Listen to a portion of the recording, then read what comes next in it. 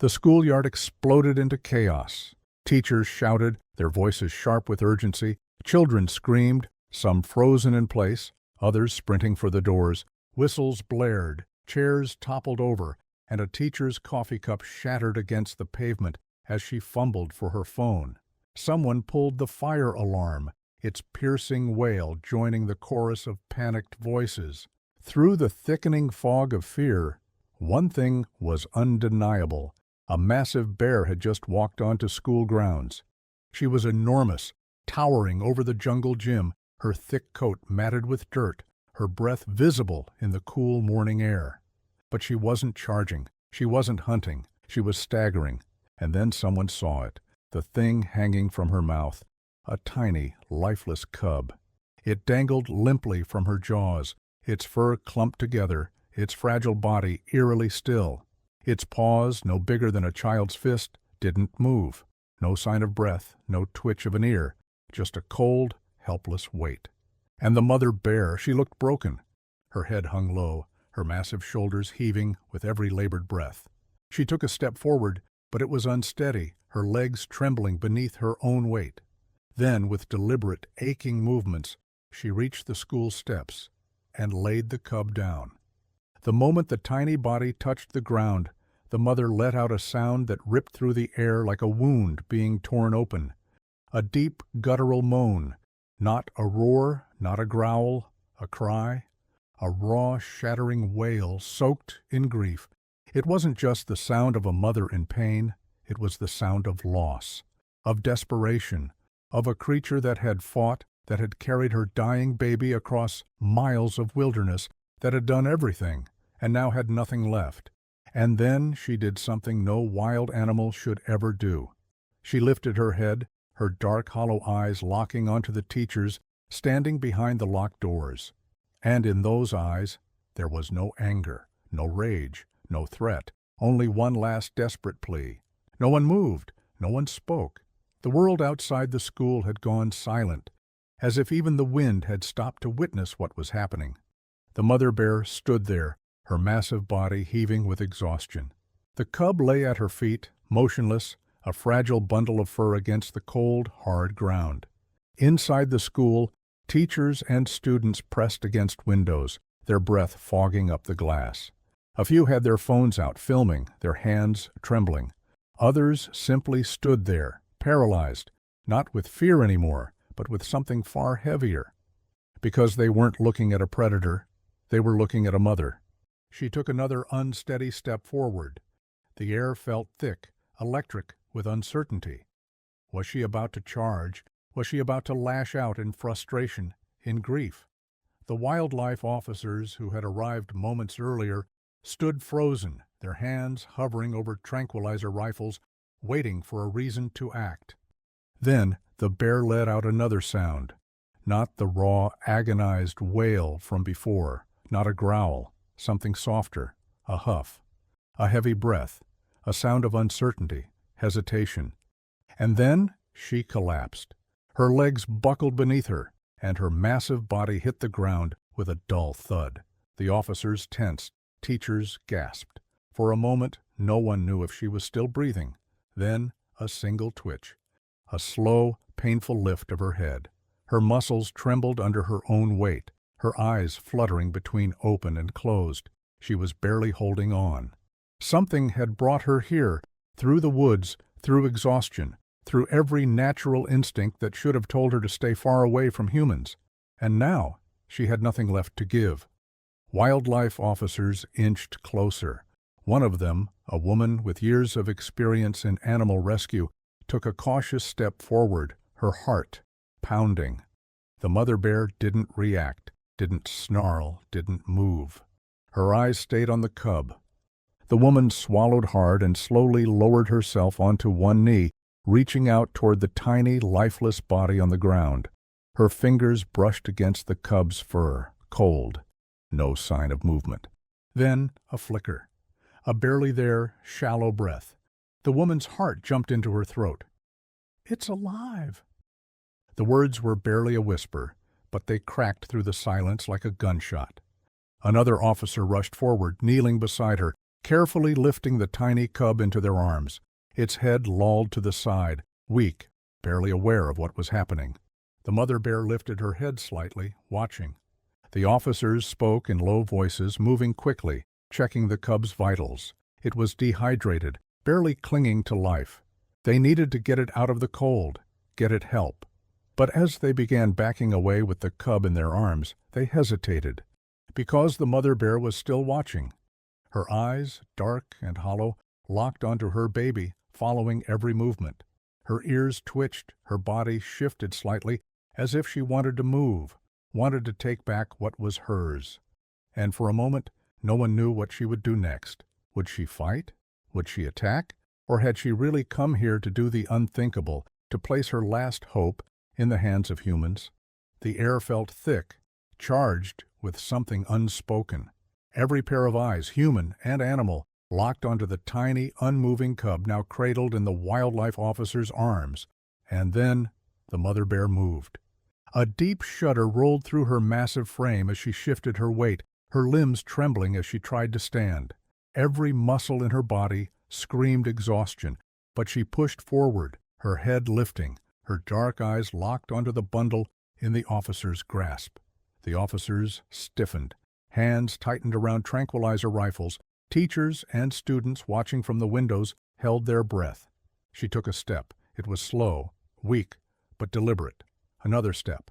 Then she let out a sound. It was low, mournful, broken.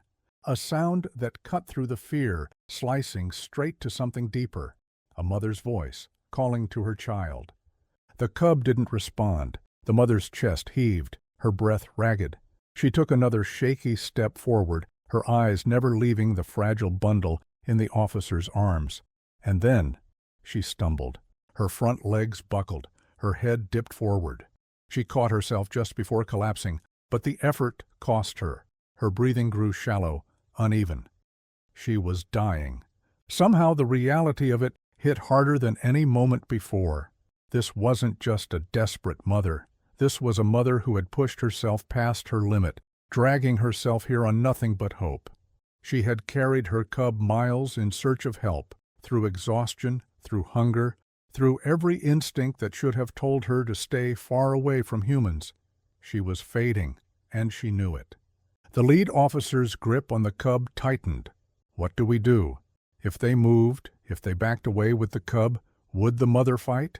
Would she lash out in her final moments, her instincts telling her to defend her baby? Or would she let go? For a long, agonizing moment, she just stared. Her body swayed slightly, her limbs trembling beneath her weight. Her breathing had slowed, each inhale labored, each exhale rattling through her chest. And then, with an effort that looked like it took everything she had left, she lifted her head, just enough to look straight at the humans in front of her. Her dark eyes so full of pain, exhaustion, love, loss, locked onto the officer holding her cub. And in them, there was no rage, no anger, just a single, desperate plea, a mother's final request. Then she exhaled, a long, slow breath, and something in her broke. Her shoulders slumped, her head lowered, and in the most heartbreaking, gut-wrenching moment of all, she took one step back, then another, and then with a slow, shuddering movement, she turned her massive body away from the cub she had fought so hard to save. She was leaving. No growl, no fight, no final act of defiance, just a mother who had given everything and now had nothing left. The officers stood frozen, their breaths caught in their throats as they watched her disappear into the tree line. The moment she was gone, the weight of it all crashed down. She had come here, dragging herself past her limits, past her instincts, past her own survival, for one reason: to trust the very species she should have feared the most, to place her last hope in humans. The mother bear was gone. The forest swallowed her whole, her massive form vanishing between the trees, leaving nothing behind but the deep, heavy silence she had carved into the air. For a long moment, no one moved, no one breathed. Then, chaos. "We need to move now." The lead officer's voice snapped the team into action. The cub was barely clinging to life, its tiny body growing colder by the second. They couldn't waste another moment.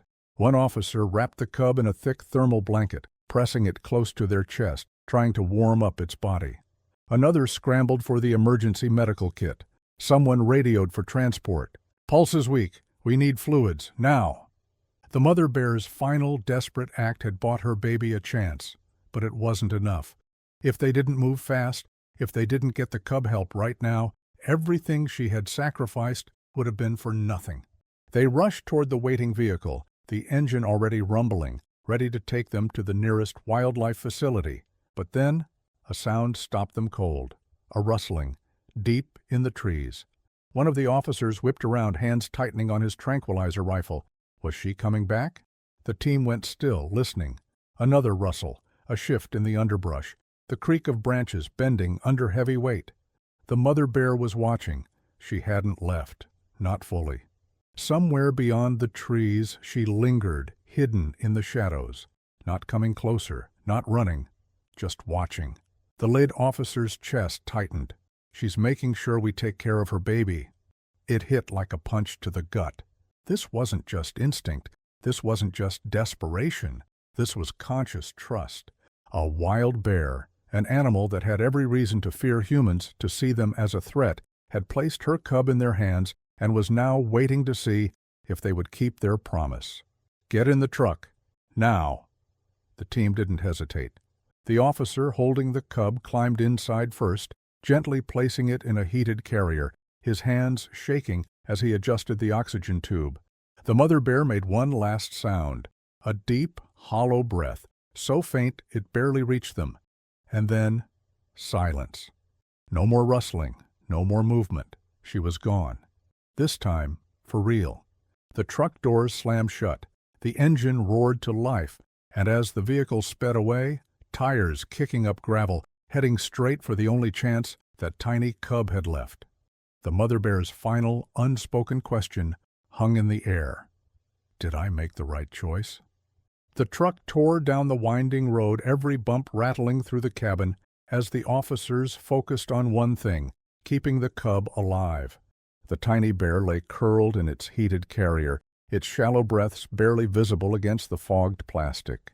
Every few seconds, an officer pressed 2 fingers against its tiny chest, feeling for that fragile heartbeat, still there, but barely. "Come on, little one, hold on." The radio crackled. The wildlife facility was ready. Vets were waiting. The team had minutes, maybe less. The truck skidded to a stop outside the emergency center. The back doors flew open. A team of specialists rushed forward, gloved hands reaching, voices urgent. Severely dehydrated, no response to stimulus, hypothermic. The cub disappeared into the building, swallowed by the rush of doctors and the harsh glow of fluorescent lights. Then the doors slammed shut, and the team could do nothing but wait. Hours passed, then a day. Outside the facility, the officers stayed, their hands wrapped around cups of cold coffee, their eyes locked on the entrance. No news, no updates. Only the weight of a question none of them wanted to say out loud. Had the mother's sacrifice been in vain? Then a door opened. A vet stepped out, exhaustion written in every line of his face. "It's awake." For the first time in nearly 48 hours, the team let out the breath they'd been holding. The cub had survived. Barely. It was still weak, still fragile, but it had fought, just like its mother had. Weeks passed.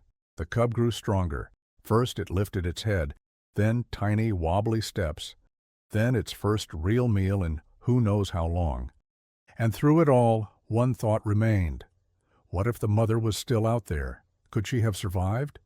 No one knew for sure. The odds were slim. She had been weak, starving, on the verge of collapse.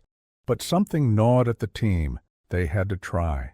So when the time came to release the cub back into the wild, they chose the only place that made sense, the forest near the school, where its mother had made her last desperate stand.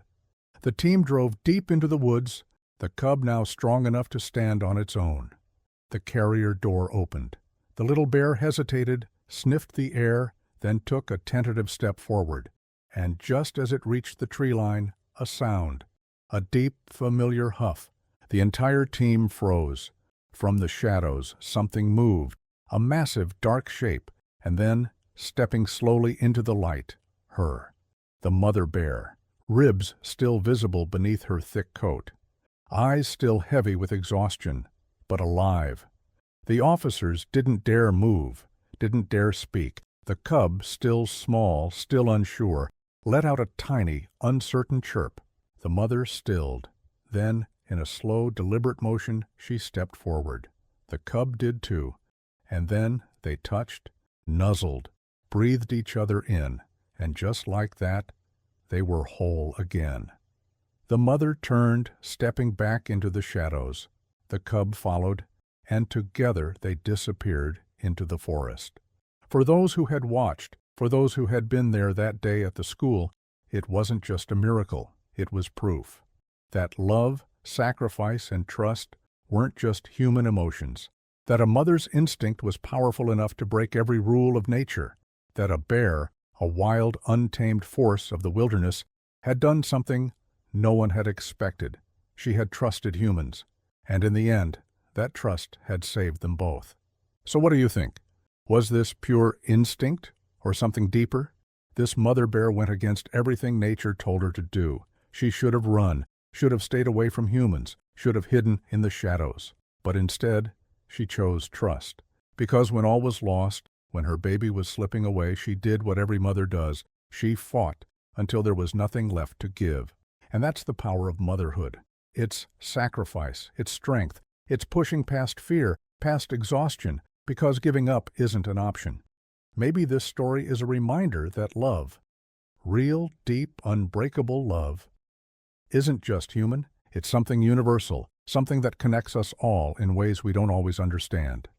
If this story moved you, make sure to like, share, and subscribe for more incredible stories like this. And let me know in the comments, do you think animals feel emotions the way we do? I'd love to hear your thoughts. Thanks for watching, and I'll see you in the next one.